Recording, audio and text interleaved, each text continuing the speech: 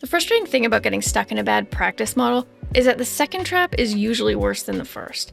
You make a change, you take a risk, and you still end up stuck. Different walls, same cage. We've worked with practitioners across every specialty: physicians, chiropractors, naturopaths, nurse practitioners, functional medicine practitioners, and the pattern is always the same. The ones who break out aren't just choosing a different model, they're combining two of them. The ones who don't break out usually don't know why. Most practitioners start in insurance fee-for-service and never leave. You see a patient, you bill a code, the insurance company tells you what that work is worth. You spent a decade learning how to practice, and a committee at a payer decides the reimbursement rate. And if they decide to lower it next year, which they have every year for the last 5 years in Medicare alone, there's nothing you can do about it. You are permanently exposed. The obvious answer to that is work harder, see more patients, pick up the pace.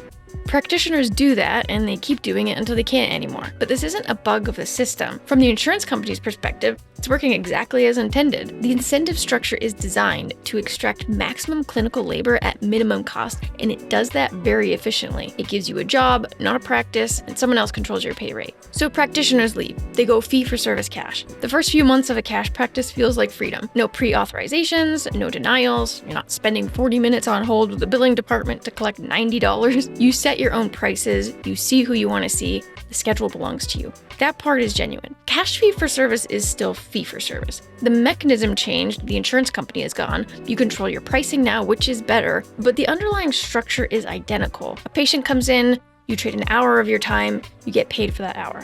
That's the whole deal. You got rid of the middleman, but you didn't get rid of the time for money equation. If you want to earn more, you see more patients. If you want to work less, you earn less. The ceiling is wherever your schedule fills up, and once you hit it, you're done. You can't grow without adding hours. And there's another problem that's less obvious, but maybe more important. There's no structural commitment from the patient. In cash fee for service, the patient shows up when they feel like showing up. They pay when they have the money. If life gets busy, if they feel better, if something else comes up, they stop coming. The relationship only exists because of the rapport you build visit to visit, which means you're constantly in maintenance mode, constantly re-earning their commitment after every appointment. The revenue is volatile, the outcomes are constrained because patients don't complete full care plans, and the schedule still runs your life. I think this is where most practitioners get stuck. They didn't make the wrong move, it was just incomplete. Some figure it out and start moving toward outcome-based programs where a patient pays upfront for a defined result over a defined period of time. 3 months, 6 months, a year, the patient commits to the outcome and they pay for it. Not for individual visits, but for the result. The incentive alignment alone is different from anything in fee-for-service. The practitioner isn't trying to maximize visits per patient, they're trying to get the patient to an outcome as efficiently as possible. The patient isn't paying per visit, so they're not rationing their care based on what they can afford this week. Both parties want the same thing, the patient getting better and graduating from the program. That is a structural shift. The cash injection from programs is meaningful too. A new patient enrolling in a 12-month program isn't a $90 reimbursement. It's a significant revenue event. That kind of money actually funds things. A new hire, equipment, move to a better space, you start to feel like you're building something. The capacity ceiling hits fast though. Once you're full, you can't take more patients without hiring. And hiring costs money you might not have yet because of the second problem. You start at zero every single month. Every month you have to sell enough new programs to cover overhead, to cover salaries if you have them, to cover your own draw.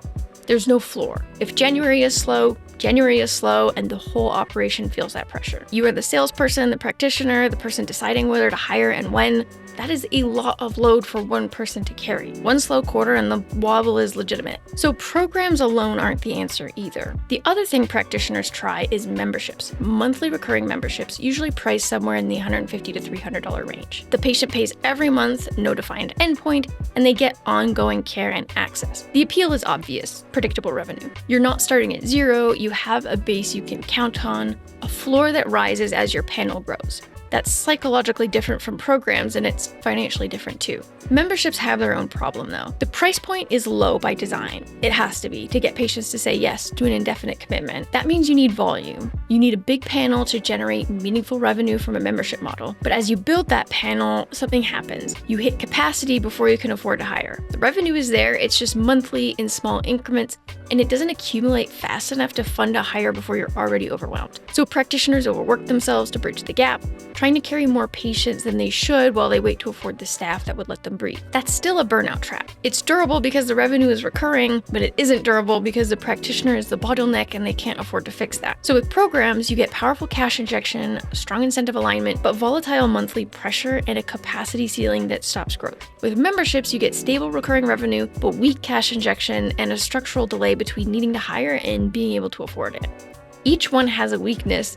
The other one fixes that weakness. So here's the setup, and this is what the majority of practitioners have figured out. Every new patient enters through a program. That's the front door. They pay up front, they commit to an outcome over a defined window, and during that window, you do the real clinical work. When they reach the outcome, they graduate into a membership. That's where they live afterwards, with ongoing access at a lower price point for an indefinite time frame. The program is the acquisition channel. The membership is the retention layer. The patient doesn't exist in both at the same time. They move from one to the other in that order every single time. That sequence is what makes the whole thing work. New program enrollments provide the cash injection, the kind of money that funds a hire, a lease, the investments that let the practice grow.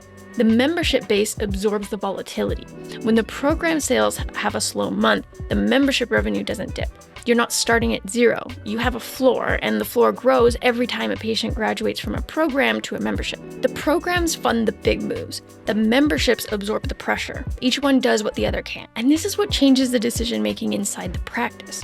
Most practitioners are hiring reactively. They wait until they're drowning, then try to scramble to bring someone on with money they don't have. When programs are funding growth and memberships are stabilizing the floor, you can hire before you're drowning. You can make the investment before the overwhelm. You're moving proactively instead of reactively, which is the difference between a practice that runs you and a practice you actually run. That combination, programs that funnel into memberships, is a structural answer to a structural problem. You're not trying to fix a broken model, you're building a different model with both an engine and a foundation. The engine creates the growth, the foundation keeps you stable while that growth happens. One thing being worth clear about, this only works if the programs are delivering outcomes. A patient who doesn't get a result doesn't become a member. Why would they? The clinical quality is load-bearing here. If the program produces a change in that patient's health, the transition to membership is natural. If it doesn't, that's a churn problem, but the model is fine. The question worth asking at the end of all of this, what do you want your practice to do for you? Not for your patients, you already know what you want for them. For you.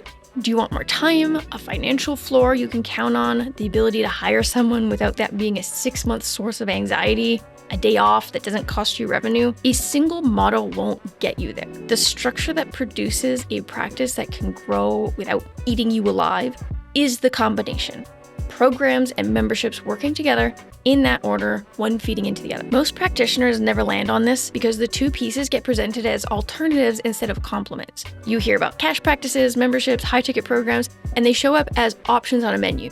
Choose one, pick the right one. They're not alternatives. They are a sequence you follow. When both are in place and the sequence is running, the practice has what it needs to grow: cash to move and a floor to stand on. And if you want to hear from a practitioner who's made that switch, check out this video next.